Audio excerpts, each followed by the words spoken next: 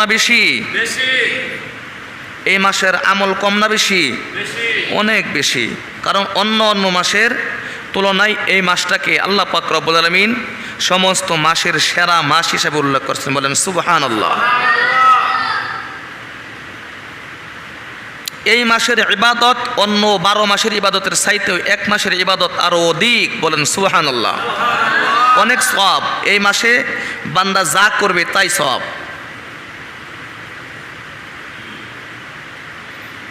এই যে আজকে আমরা এখানে বসতে পেরেছি, অনেকে এমন আছে জুমার নামাজ পড়ার ইচ্ছা থাকলেও পারতেছে না, অসুস্থ, বাড়িতে শুয়ে আছে, হাসপাতালে বেডে কাতরাচ্ছে, মৃত্যুর সাকরাত শুরু হয়ে যাচ্ছে, অথবা আপদ বিপদ তার উপর বালা মুসিবতে ভরে গেছে। ঠিক কিনা বলেন? কিন্তু যে পাক তাআলা আল্লাহ তাআলা আপনাকে আমাকে তার ঘরে আসার জন্য বসার